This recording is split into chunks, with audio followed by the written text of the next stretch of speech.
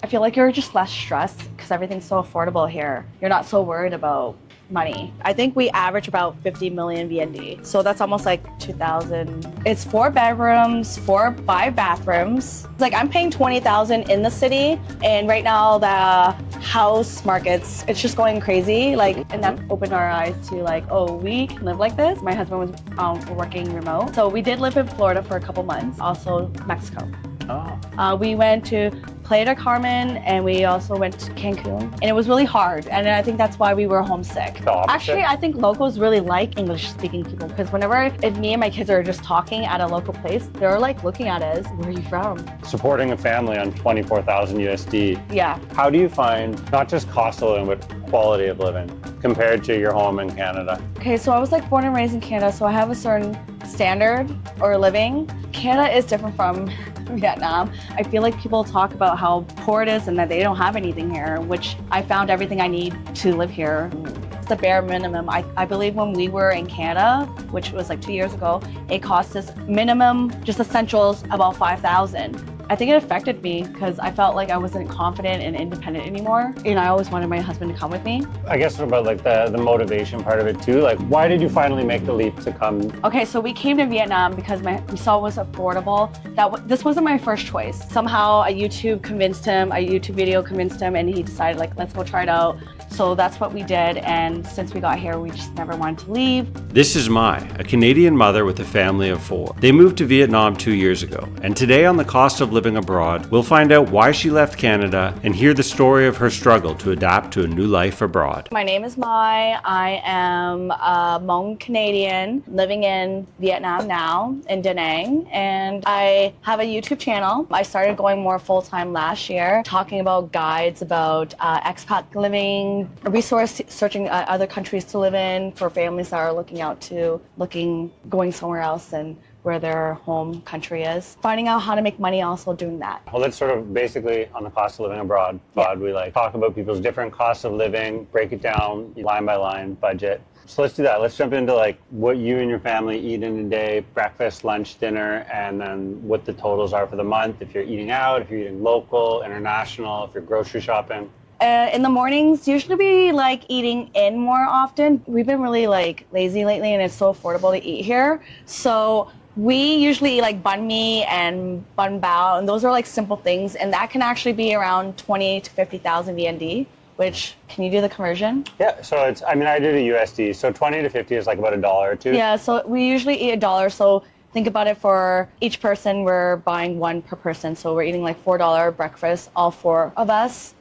And then at lunch, we'll eat more like soups and that, which could go around, let me double check. My husband usually pays, but I do the budgeting. We aim around 50 to 80,000 K VND to eat lunch. And then dinner time, we average around 50 to 100 K VND per person also. Per person. So yeah. Lunch, you're talking like breakfast, talking $1 to $2, lunch $2 to $3, dinner $3 to $4. Yes, we eat really local food because we're like so used to it. My husband's Vietnamese, and I'm Asian, so I'm just used to eating like local Asian food. But there are times I do miss eating Western food, so that's a bit more pricier here. But that's once in a while, and those aren't as expensive either. I think it's about like 150 to 200,000 per person a plate. So do you do like whatever, pizza night once a week? Or yes, we'll do that. We just found out a good pizza place, so I need to go there. Pizza for Peace, have you been? So I want to go there, but apparently it's a little bit pricier. I have a son who like only eats pizza. Like, sure he eats other stuff. He also eats like ketchup off his finger, but it's his sweet spot. And we found one called, I think it's like they do Mexican food too. Like Ooh, brothers, okay. But they have like a wood-fired pizza oven. Oh, okay, Yeah. You gotta let me know later, For sure. the link. We get it on Grab. We've never actually been to the place. Okay, well, either way, we can grab it too. Nice. So what would you say what's your monthly total? We average, our budget for monthly is usually about, my husband says our aim is 600,000 daily food. Yeah, that's really clear. So that's like $24. That's what we aim for that usually every day because, like we said, we eat really simple. Mm-hmm. And even then, like now we're moving towards the beach and we're not so far from everything, like all our kids' activities. I think we're going to cook at home more so that it can even go lower than that now. Yeah, we struggle with that because we cook at home, but it often ends up not being cheaper, right? Like. Oh, really? Yeah, because well, when we order a lot of Grab. We don't eat out that much. We order a lot of Grab at the house. It's almost always local Viet food. Yeah. It's usually really affordable. It's just like the things from Saigon, my wife listeners. Okay. But if we go to like Latte Mart or like the grocery change, Okay, yeah. we end up spending more. Like we end up spending whatever, $200 or $100 on groceries, like maybe 2.5 to 5 million. Okay. We don't do, like we probably grocery shop once a month, right? Yes. But it's like we end up buying all the like these imported things like olive oil and chips and crap like that, right? Yeah. And then it's like, it never feels like when we look at the math, we think like this is, it's like 2 full weeks of eating out or something, right? Like 3 meals a day. Yeah, I think that's, we've been saying we want to cook at home, so we'll see how it goes from there. I feel like we will most likely eat out more, but make the simpler food like eggs in the morning. Something that we have been doing, just eating eggs and toast in the morning, and then we'll kind of go out for lunch and dinner. Or it just really depends, right? Yeah. We do that one too. Or fruit, like so that's one thing. Like there's a local market down the street, and fruit is so much cheaper if you go to a local market. Oh yes, like the coconuts. It's everything is like. I think coconuts are like the one that we found. We could find one for 10K, 10,000 VND. Yeah, which is like 40 cents US. Yes. And like that's super realistic. Same. Like when we go down there, it's like the prices for a kilo at the local market are like what the price is for one fruit in a grocery store. Yes. Right? It's like $1 for a kilo of jackfruit instead of like $1 or $2 for like a little piece of jackfruit. Yeah. Any sort of like nightlife or going out, whether it's like movies or if you have a date night with your husband or if you do like maybe kids cafes, like literally whatever you consider you're like going out. Spend. Okay, so obviously like adult nightlife, me and my husband don't have a life because we have young kids. How old are your kids? Well, they're like 5 and 8, but I mean like, I don't know, our late nights are just eating in or snacking at nighttime. But what we do for fun is usually there's a lot of cafes with playgrounds for kids. So we do a lot of that. And I think each time we go, every visit, we usually spend 200 VND, 200,000 VND. It's like $8 US. Yes. For both kids. Yeah, that's how much we usually spend. Like total cost? In total cost. And we always go like 3 to 5 times a week. It's 3 to 5 times a week? Yes. Wow. So we do meetups, like kids meetups. So it's always at cafes. So that's what we do. And plus, it's boring to be at home. So we're always like being out by the cafe. We'll do homeschooling there or like just some crafts or activities. Like right now, my husband's out doing crafts with them at a cafe. Oh, nice. Yeah. What are some of the spots? Like I know ABC is one. ABC was one. There was one that we went a lot was called Eco Kids. And there's other ones I found like Sky Kids, I believe it's called. And there's a new one I found called Rainbow also. Nice. So if you're going 3 to 5 times a week at $8, it's about spending like 120 or 150 US a month. Oh. And the kids have gymnastics so that we pay for. Oh, nice. That one's a bit more expensive because I feel like it's more like international people. Mm-hmm. We pay about maybe, let's round it up, it's like $3 million a month. And they go 3 times a week.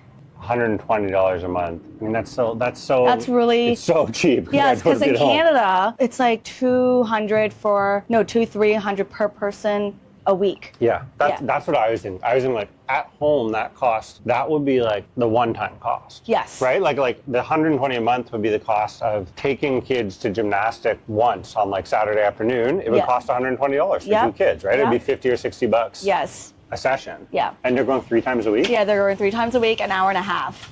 That's amazing. Yes, it is. Also childcare. Childcare, I don't... No, I mean like... Oh yeah, that's them being gone for 90 minutes 3 times a week. Yes, that's when we get our break. Yeah. That's when we go on our date nights. And really, we're just snacking. You're doing like afternoons? Oh, that's great. Yeah. Sometimes I like to like say the totals out loud as we go, just to, like, go ahead. To remind myself, right? So we're talking like 600K a day in food, and then 120 a month for the gymnastics. And what was the other one we said already? We said the kids cafes, which were also about 120 a month. What about health insurance? Obviously, you're Canadian like me, so you're used to having government social health care. Do you do anything here? I have not got used to it. No, we don't even buy health insurance. We actually just go as you go. Okay. But we do put money on the side for health if something happens. So we have I guess you can call it like health insurance. It's a safety net. Like, you have like a piggy savings, bank? Yeah, a savings account for that. I want to, yeah. But I did hear it's really cheap. It's very cheap. Cheap here. You can get extremely good healthcare here for really great prices. It can be tiered, like how much, right? Because although there's public services here, there's also like extremely high cost, high end, private services, all the way to like super affordable local clinics, or the pharmacy stuff is really cheap. I had a knee surgery here and it cost me $1,200. I think people just need to calculate like if you need insurance or not, like how many times you go yearly. I guess you just have to estimate. But like also it isn't like an emergency thing if something happens and you have that safety net. But there's like the misconception, because it's so locked in our heads as like North American or Westerners, like, oh, if something happens, it's going to cost me $100,000, right? Like there's that idea that like you're irresponsible, you're reckless if you don't have health insurance, or like sometimes it's legal too, right? It's like illegal to drive a car, I think, without certain kinds of insurance at home. So it's really like in our heads. But often you do the money, the budget, and it's not worth it. I had someone coming up to me like, health insurance? Oh my gosh, you're so irresponsible. Someone here as an expat, she was a Canadian also. I'm like, I don't know. I just didn't think anything of it because I do believe in like putting into savings and putting it into an interest savings and make interest on it. It's the same thing kind of concept, what insurance companies do. Yeah, I mean, I guess the exception, and you can tell us in the comments what you think. The exception is if you're elderly or you have a certain long-term care needs. Like when my parents come to visit, they spend a huge amount. They spend like $1,000 a month each. Cancer survivors / living with cancer. They're elderly. They're basically paying for an enormous travel health insurance package that would involve like an airlift to Canada, right? Which is like, I don't think you really need if you're living here as an expat. Of course, it's everyone's choice. Basic utility stuff. So like, what do you pay for electricity, water, Wi-Fi, phone? If it's included in rent, leave it till later. So just the add-ons, Netflix subscription, any kind of monthly. Our things are not included, but I heard some places do. But we got a house. The electricity is 500K VND in the winters, up to 1.5 million VND during this hot summers because you have AC going on. Water is about 400K per month for us, and mobile, it's about 75K VND per person, which is super affordable compared to Canada. All of the utilities, $40 to $80. Talking like $80 in high season, which is 2 months of the year at this part of Vietnam. Yeah. And is that for like air conditioning a whole house? Certain parts, but because you know how they have different units in every room. So whichever room we're going to be in, then we'll put it on there. When you go to sleep, you're like 24, 22, 18? No, I actually leave it at one pace at 22, 20. Because I like having blanket on me anyways if it's a bit colder. It might be a Canadian thing. I don't know. Okay, and what about shopping? Kids' clothes, your clothes, toys, just like your monthly sort of budget or spend on stuff. I don't have a budget. I'm just joking. I spend a lot on clothes, but I actually stop because we don't need that much. But because my husband's like, we don't need it. Stop buying things. We buy a lot of clothes. Let's just say I can spend maybe $1 million. That's maybe $1 to $2 million, but that's only splurging some months. But even then, I barely buy monthly. Like if I have a month that I really want to go shopping, I'll spend about $1 to $2 million. We're gonna go high. We'll say $80 a month. Okay. Which is still, for a family of 4, you're talking, it's under $1,000 a year, right? Yeah. So it's still very affordable. You buy lots of clothes with that. Yeah, I mean, we do too. We order a lot of clothes from like Shopee and Lazada and stuff. Clothes, shoes, all the things you just find yourself doing. And you get more for your value here too, right? So even though it seems maybe relatively you're spending a lot, like I had a bunch of these made. They're tailored shirts and they're $10 US. Oh, nice. Did you do it in Hoi An? I did it in Saigon when I lived there. Oh, okay. So like I literally at the start of every school year, I would get, like when I was a teacher, I would get like new shirts made. Oh, nice. Which is ridiculous. No, that's cool. It's like, it's your back to school clothes. Yeah, exactly. Yeah. It's also just like, it's ridiculous though, because like at home, you would have to be like a high paid lawyer to do that, right? Yes, and like here it's like basic. I'm a school teacher and I would literally go and I should start doing that. Just get it tailored so it fits to your body.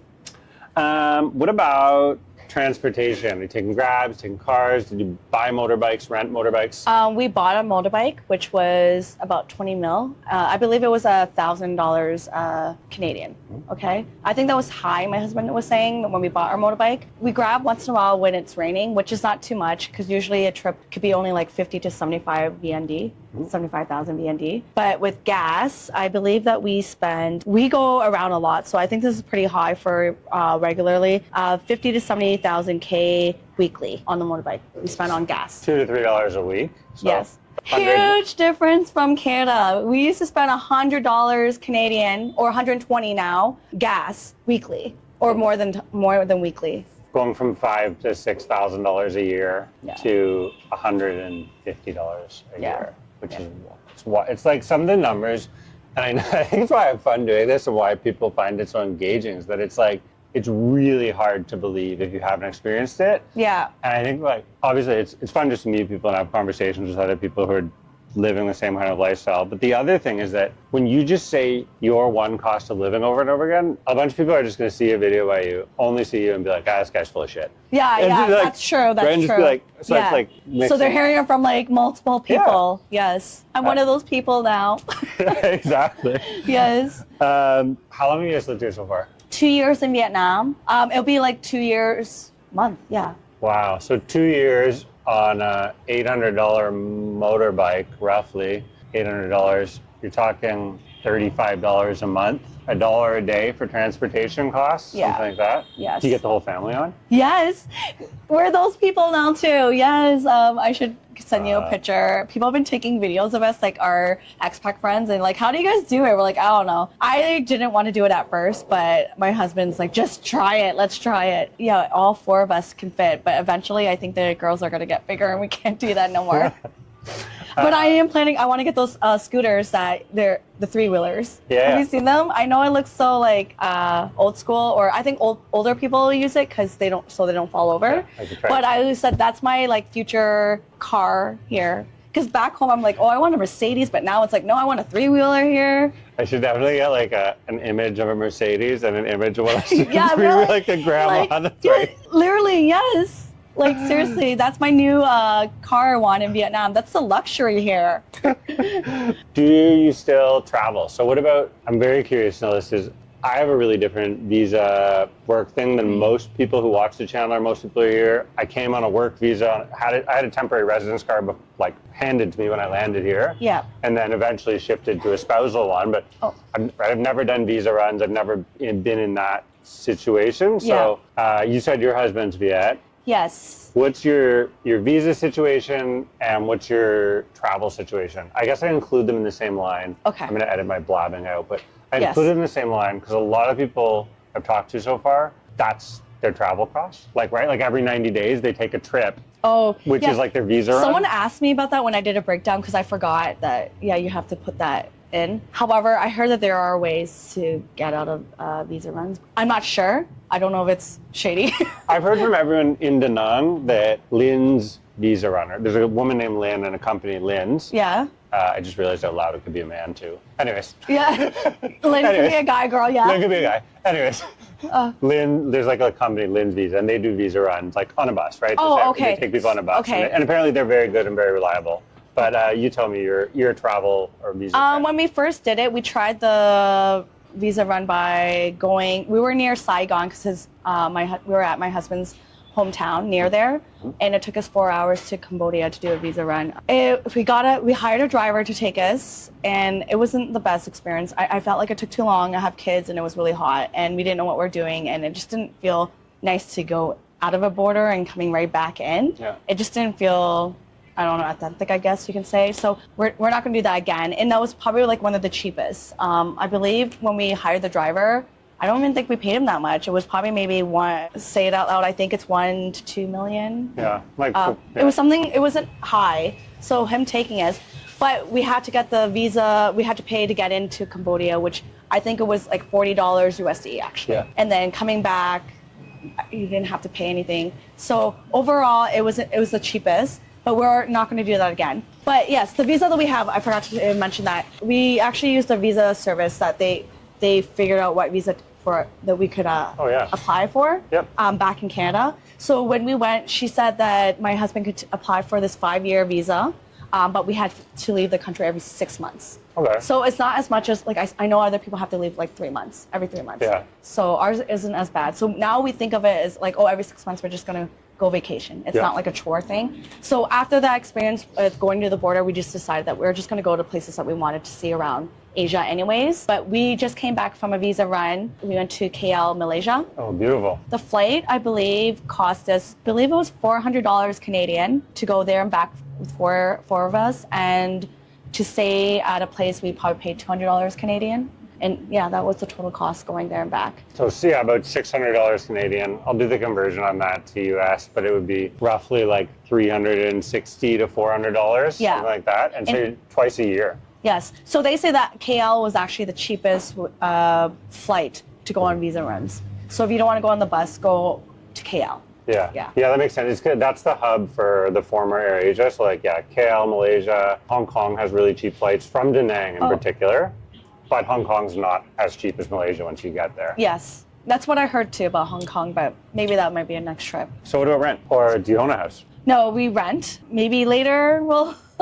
Yeah, we're renting now. We're actually moving in a week to closer to the beach, and we found somewhere that is 20 million VND, which is about 1,000 Canadian, I believe. That's how much we pay. Same old place, new place, same budget? So, because that's what I said to the new landlord. I was like, I'm paying 20,000 in the city, and right now the house markets, it's just going crazy. Like whenever we find a house, someone's already taken it, and they're just bumping the prices up that are like the same thing that I'm living in right now. So we got it for 20 million, and the one that we're living in the city is 20 million also. And that's further out from the beach. And it in Sancha and Tung? What's Like this side is Sancha? where Premier Villages, Oh, okay. near there. Nice. Yeah. How many bedrooms? How many baths? The whole? So where we live now, it's 4 bedrooms, 5 bathrooms. Yeah, it's a big home. I think a gated community with a pool. 4 bedrooms, 5 bath, gated community with a pool, $800 US. I think I've actually looked at a house in the place you live now when we were moving up here. Because in one of your videos, you have like a shot of you in their pool, right? It's like the white townhouses. Yes. We looked at those we now live sort of close to here. I'm going to edit this out, but Yeah. we literally went and saw a couple houses in that place, right? Yes. It's like It's like a little like quite small, but yes, like a little. It's a little gated community. So rent $800 US in a gated community with a pool. It's beautiful. I've literally seen this gated community. 4 bedroom, 5 bath. They're big townhouses, and they're almost brand new too. Yeah, they are. There's a lot of empty ones though there, Yeah. and some of them are renovating. Yeah, there's so many. There's probably half the street is still getting renovated. Yeah. Yeah. So we looked at the houses, the real estate there too, and very newer development, probably 2 or 3 years old at most. Yeah. About 50 or 60% occupancy, but big, beautiful, full family homes. It looked like some people, maybe a couple were like Airbnb-ing or using them as Yes, homestays I saw too. that. And they have some businesses in those buildings too. Yeah, like some nail salons and Yes, stuff on the first yeah, floor. yeah. It's not that close to the beach, but there's outside the community. Like as soon as you walk outside the gate, there's everything. Street food, markets, The stores. gym. There was a gym right in front of our house. Yeah. So what's the total monthly spend, the budget for a family of Okay. 4 Canadians living in Da Nang, Vietnam? Okay. So we average. My husband was saying, I think we average about 50 million VND. So that's almost like 2,000. 2,000 US dollars. I can link it here. The very first cost of living video I made in Da Nang, I did it's $500 a person for that exact reason. We have a family of 4. Our budget here is 50 million. Some months we're under. Yeah. We have been over on months where we do a travel or a trip or Yep. something, but it's just, that is our sort of same baseline, 50 million, 2,000 US a month for 4 people. Yeah. Sometimes we have another adult in the house, like a grandma scenario. Grandma's house. Yeah. Yes. Yep. But sometimes we're literally feeding more than 4 people too, right? Yeah. We're doing dinners for 5 and 6 sometimes, and very realistic to do that. Talking about $24,000 a year for everything. Yeah. For house, for food, for clothes, for healthcare, for school, you name it, the entire whole in. Supporting a family on 24,000 USD. Yeah. How do you find not just cost of living, but quality of living compared to your home in Canada? Okay, so I was like born and raised in Canada, so I have a certain standard or living. Canada is different from Vietnam. It was a cultural shock, and I did feel homesick a little bit.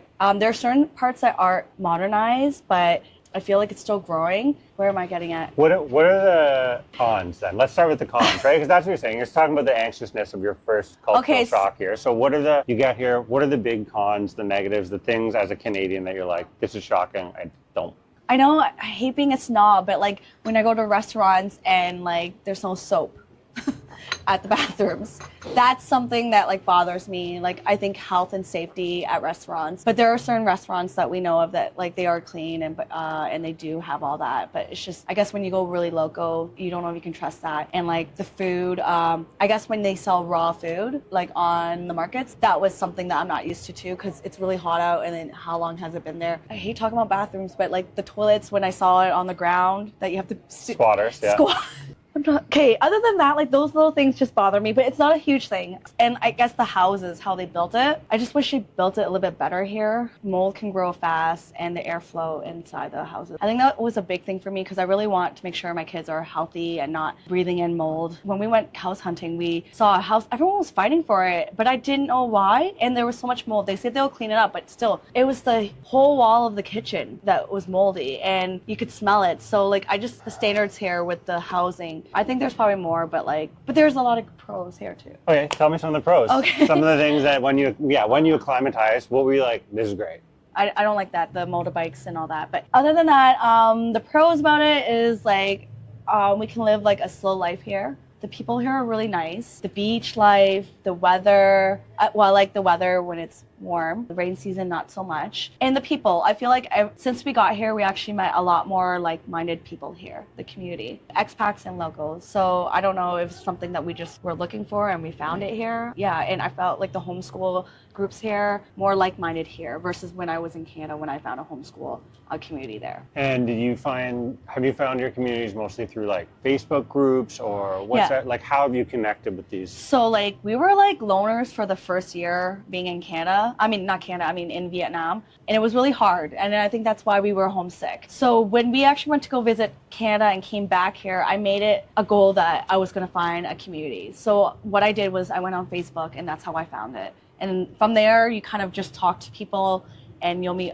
and they'll kind of refer you to other groups like already there. Yeah, it's hard. But the other thing too is, especially if you have kids, easy to get stuck in your house, and it's hard to like actually make plans, to actually do stuff. Even just like this kind of interview, like one of the reasons I wanted to do this too is like to get away from my computer and like I need to connect with people more often, right? Yes. And my wife too, she's Viet, but still like she's not from here. Okay, yeah. And we both work remote on our computers at home. It is just like way too easy to close off.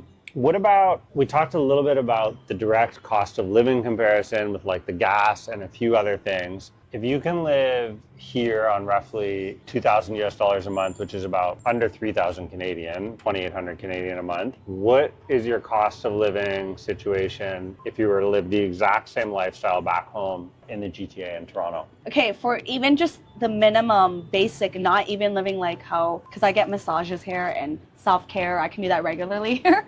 So not the same, but this is the bare minimum. I believe when we were in Canada, which was like 2 years ago, it cost us minimum, just essentials, about 5,000 Canadian, $5,000 to $6,000 Canadian. So I think it's fair to say you've like halved your costs of living, right? Like you're living on half the amount of money you were in Canada. Yeah, and we're living a little bit more luxury here.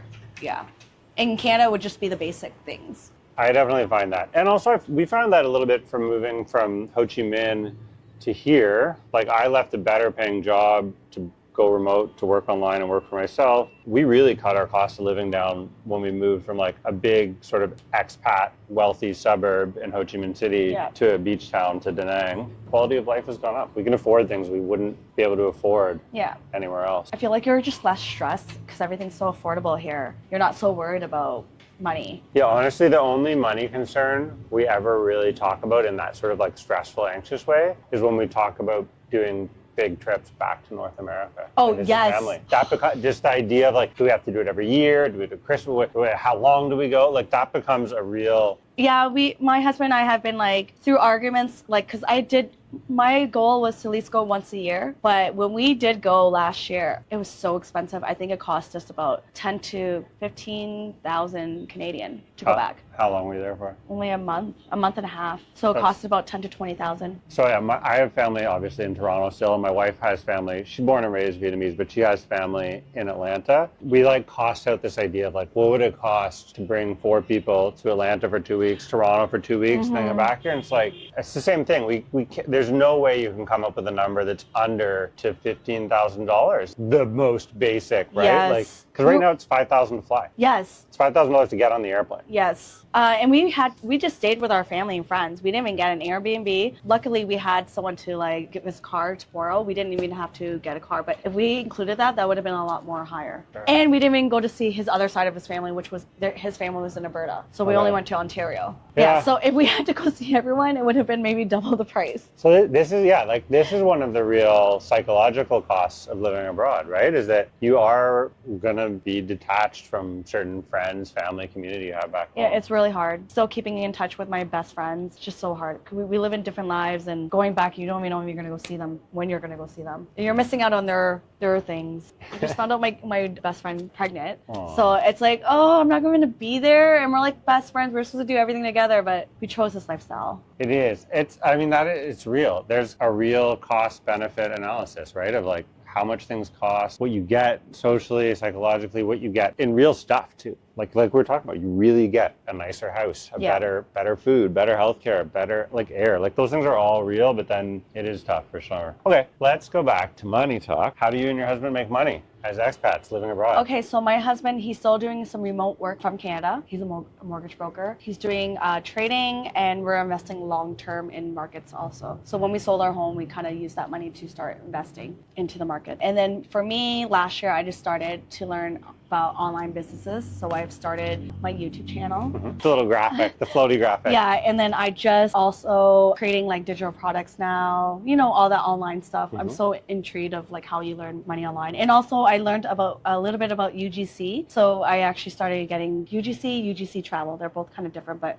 I started UGC travel because it made sense because I'm traveling. So you get paid for making videos for like hotels and all that. Oh, nice. Yeah. I feel like the risks of working for myself or trying to do something alone here are less, because if you have any kind of savings like you're talking about, the amount of time you get and the amount of mistakes you can make along the way, there's a lot more run out time. Yeah, so I felt like when we came to Vietnam, I was more relaxed, because if I was doing YouTube in Canada, it wouldn't be the same. I think I would be counting all the costs I'm spending. And here, it's like I'm like laid back, and I'm okay to like, okay, if I made a mistake this month and it was only like a $5 mistake. Yeah. Versus like no, I know exactly what you mean. Like if I put out a video and it's like that one's a dud, it's a disappointment. Yes. But it's not like oh crap, I'm not going to be able to pay rent kind of thing. Whereas at various times I was doing like all kinds of side hustles at home on top of being a teacher. Yeah. Like I'm a real licensed teacher. I wasn't like teaching ESL. Like I'm a school teacher. Yeah. Like I work for the Calgary Board of Education. Oh wow. Yeah, like I'm like a legit school teacher, right? And it's like at home in Canada, I would sometimes have 2 or 3 jobs, especially when I tried to live in Toronto. Yes. It's insanity. I don't know how you live there. But it's where you're from, right? Like it's where I'm from. So if I was going to live in Canada, anyways. Have you guys tried living in other countries? Have you experimented with that, or? So when we first started, what opened our eyes is we actually were building our home. So we decided to sell our one home to travel, and then when our house was built, we were going to go back. So when we did that, we actually went to Florida, and that's opened our eyes to like, oh, we can live like this. My husband was working remote. So we did live in Florida for a couple months, not long term. So we've been to these places really short term, but like long enough to know. We went to Florida for 3 months, also Mexico. Oh. We went to Playa del Carmen, and we also went to Cancun. Yeah, it was Cancun. Where else did we try? Where's that island? Isla de Mujeres. Yeah, that place. Yeah. Were you experimenting sort of with the idea of like how much it would cost to go live somewhere remote, like with the family in the sun? Obviously, both of Mexico, Florida are great, retirement or sort of wintering options. Yes. And what did you find direct cost of living comparison, Mexico versus Florida versus now in Vietnam? Okay, so obviously Florida was the most expensive one. We blew a lot of money there. I think even renting, it was just a small townhome for like $3,000 a month, and we Airbnb that. everything else was expensive, like food, everything. Mexico was a bit cheaper, and we actually lived in a 2-bedroom for maybe 1,600. So Mexico is about half the cost, Florida, and now Vietnam is half the cost of Mexico. Yes. So we thought Mexico would be a lot cheaper, but people were saying it's going up there because a lot of Americans are going there. More expensive being in Mexico. And the food's more expensive too now. It's like regular prices at American prices. But I guess if you go to like touristy areas, it is more expensive. But like 15 years ago, I lived in Mexico and taught there. And it was like, I was in like the central highland mountain parts, like in Guanajuato. But it's near a big like retirement American hub in San Miguel Allende. Okay. And I found that like anywhere, the expat or like living abroad, American communities there, they're mostly American. And a lot of them have been there for 30 years, 40 years, right? Yeah. And because of that, if you're in any of those places, like either the coast, right? Like if you're like Puerto Vallarta or Playa del Carmen, Yeah. or San Miguel Allende, or any of the nicer sort of communities in Mexico City where digital nomads and expats or retirees live, they're slightly more affordable than Canada, but like it's still like it's 75 or 80% of the cost. Yes. Yeah. That's what we saw, and that's why my husband didn't really want to stay there. But also like we said, I like eating Asian food. So in Mexico, there's not a lot of Asian options there. We're trying to make pho there, and it didn't work out well. Okay, so when you arrived in Vietnam, how did you feel? Do you speak Viet? Does your husband speak Viet? My husband speaks Viet. Okay. So how did you feel as like non-native language speaker? How did you feel you were treated by the locals? And then also how did you feel the language barrier sort of affected you? Okay, so I can say straight up, I was nervous. I didn't notice it, but I didn't want to go out on my own for a while. I just started to. I used like Google Translate, and even when you use Google Translate, it's kind of hard to like go like this to them. I think it affected me because I felt like I wasn't confident and independent anymore. And I always wanted my husband to come with me. I guess about like the motivation part of it too. Like, why did you finally make the leap to come? Okay, so we came to Vietnam because we saw it was affordable. This wasn't my first choice of a country. It was actually Japan or Portugal, because I did research that Portugal, there was a lot of people going there. However, I did question Vietnam because I kept seeing it was really affordable. But that wasn't my number one priority. It was more like just raising my kids, making sure they're okay. However, I asked my husband, he said no at first, because all his family members said it's not good to go back home. And I think they only say that because they kind of moved out of Vietnam to go to Canada to have a better life. Anyways, somehow a YouTube video convinced him, and he decided like, let's go try it out. I still have family here. Let's just make that our base for now, and we'll figure out if there's somewhere else that we want to go live and relocate. And it would be easier because he could speak Vietnamese. So that's what we did. And since we got here, we just never wanted to leave. Basically, he does most of the talking, but I noticed that my daughters and them are actually learning more Vietnamese here, and which is good because that's their roots. While they're learning, I'm kind of learning on the side with them. So it's been okay. It's been better. It just takes time with the language barrier. I don't know if I learned to speak Spanish fluently and like not very long when I was living in Mexico. Yeah. I picked up a bit. I spent a year in China and I picked up a bit of Mandarin, but here I'm just like, I'm stumped. You know, you can read Vietnamese because it's in the Roman letters, which is helpful. That's a real thing. But I just find as far as like, I don't make enough effort maybe, but people don't understand my accent, or they just like don't even, maybe an apt comparison. You know when like you go to Quebec in Canada? Yeah. And like you try and speak French to someone, and even if you speak French or trying, they're like, shut up, I speak English better than you French. And maybe I'm probably gonna cut this out because I don't feel like putting it in, but I feel like that's what happens to me here. Like even if I'm trying to speak Vietnamese. My husband makes fun of me, and maybe that's why I don't want to try. Because every time I try, it's like, if you don't have that accent, it won't sound what you're trying to say. Because I think if you don't use a certain sound, or it will say something, you're saying something different. It is hard. It is a bit hard. And like, maybe I'm not trying either, but as an adult, I'm like trying to do so many different things. So it's so hard to just add a language for you to learn. I don't know. I might have to take some Vietnamese lessons or watch those, there's a Vietnamese and Me baby show on YouTube. But the flip side is, I think getting easier and easier to live here full time without speaking Vietnamese. And I don't find I'm judged. Yeah. Right? I don't find any judgment from locals for not speaking their language. Yeah. In fact, the opposite. Actually, I think locals really like English speaking people, because if me and my kids are just talking at a local place, they're like looking at us, where are you from? You know, or they're just so interested of like knowing what we're saying or who we are. Maybe they don't see a lot of expats, that's why sometimes too. It feels bad or negative or like makes you self-conscious sometimes when you can't speak Vietnamese, but the flip side is I'm judging myself about it. I never feel like I'm being judged by Vietnamese people for not speaking Viet, right? Yeah. Do you feel safe here? Like, how do you feel, whether it's going out at night, with your family, with your kids, or alone, the traffic situation? I actually feel pretty safe. Even when on a motorbike, I feel like everyone's really careful. Even though everyone's going like this, I haven't seen that many accidents here. And that's so crazy because there's so much traffic. But yeah, I feel really safe with my kids being out. I actually let sometimes my daughter walk out to her class in front of our building. I feel like a lot of expats and locals with kids, we're all looking out for each other anyways. So I just feel like it's been really safe. Even at the beach, everyone's always helping each other. When you see a kid in trouble, they'll like say something or they'll come up to you and let you know. Nice. Yeah. So do you feel like safer or more community minded here than at home in Canada? Yeah. I actually feel more ease here for some reason. I think back in Canada, I don't know if it's because the news and all that scare you. You're not allowed to let your kids walk alone anymore because, yeah, weird people out there. Yeah, I don't think you even can say that word in YouTube. I don't know. I think back in Canada, like, I don't know if it's the news that makes you scared of letting your kids out, but I never really let my kids go walking on their own in Canada. But here, I'm actually okay with. I found that we have like literal like kids play in the street in front of our house, and my kids aren't quite old enough to play with them yet, but like they always want to go out there, and like I think like I'm not worried about safety in that broader sort of like creepy sense. Yeah, right? yeah. I'm just worried about like my kids are too young to play in the road, I think. Yeah, with yeah. older kids. Other than that, yeah, like even okay, if we're near the roads, of course my kids can't be near the road. It won't be safe there. But I mean, I just feel like nothing really does really happen here towards the kids. I just feel like everyone's so friendly and there's so many people with kids. So I don't know. Maybe it's just because of my community also. Traffic here in Da Nang and in the Central Coast is way less stressful and intense than in Ho Chi Minh City or Hanoi. Okay. Right? Like when you see all this sort of like on YouTube, the like traffic in Vietnam's insane. Yeah, I can't even cross the street. It's always like in Old Quarter Hanoi or in District 1 in Ho Chi Minh, right? Like it's in like the most busy central places of those like 12 million person mega cities. Okay. Whereas here it's like we don't ride a scooter right now, but we have baby seats on our bicycles. Oh, okay. And I feel like fairly safe bicycling in traffic here, like on this street or whatever. Like maybe. Yeah, I haven't like encountered a lot of accidents here, and I'm just amazed.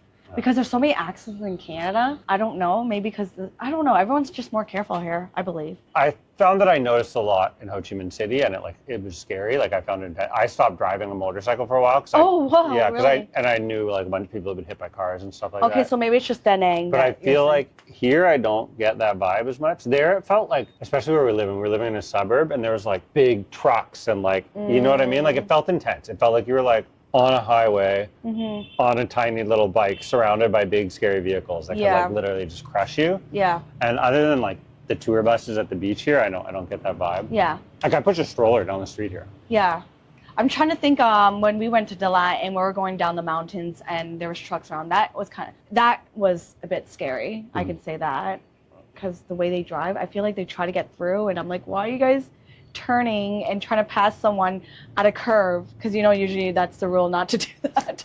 I think the rules here for driving, you know that there's new laws, right? I do. Yeah, there's new laws and we've seen it's a bit better now, but there's the odd one that will still run the red light, but apparently if you do that, you get fined, like a big fine. Yeah, I have heard that. It's funny, dude. People are making comments on old videos being like, this is a lie, you're full of shit. And I'm like, oh my God, YouTube, stop. Yeah, but it's running red lights. Yes, and driving in the wrong side of the road. Driving in the wrong direction. Yep. All of it free. Oh, driving on the sidewalk, that's one. I have a video where I'm like on the sidewalk with bikes. I'm like, everyone drives on the sidewalks. And I knew it was illegal then, but everyone still does it. And like now there's all these comments chirping me. Oh, that's funny. God. Before you get here, or if you're talking to someone back home, what do you think the biggest misconceptions about Vietnam and Vietnamese people are? I feel like people think it's like a very, very, it is a poor country, but I feel like people think it's like poor that they're living in like bamboo homes, which is not like that. I know there are places here that are still like that. And I think people are still helping those communities out, but it is a bit more modernized. And I feel like people think, I didn't know that you were going to ask that.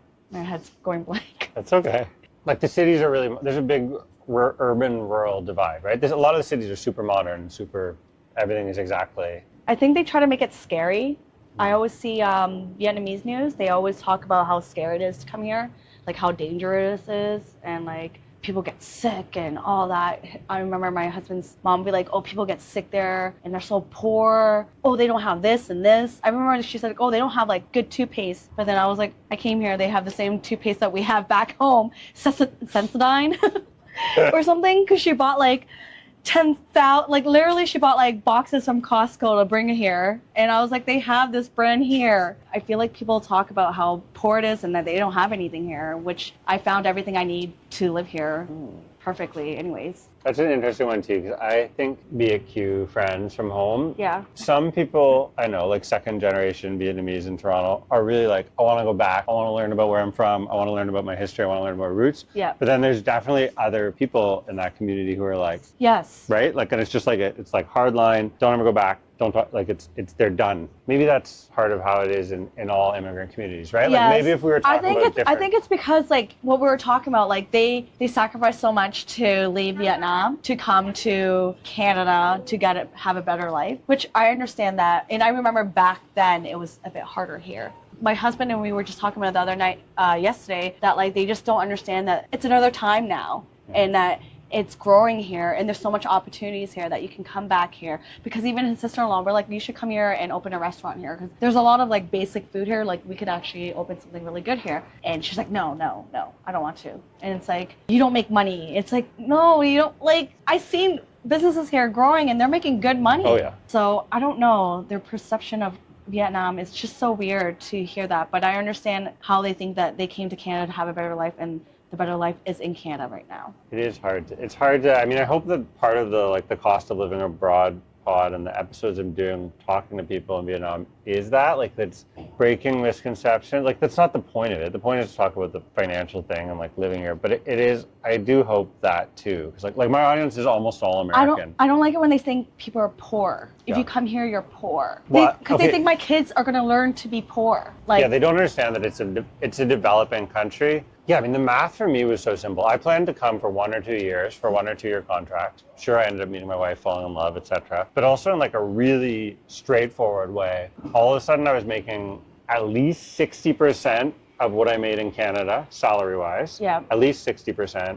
But the reality, because of taxes and deductions and stuff in Canada, okay. maybe more. Like my take home might have been 3/4 of what I was getting in Canada. Okay. Like the actual money hitting my bank account. Yeah. It's like I was making 75% of what it was in Canada. Okay. And at the time when I was single, all of a sudden I was living on 20%.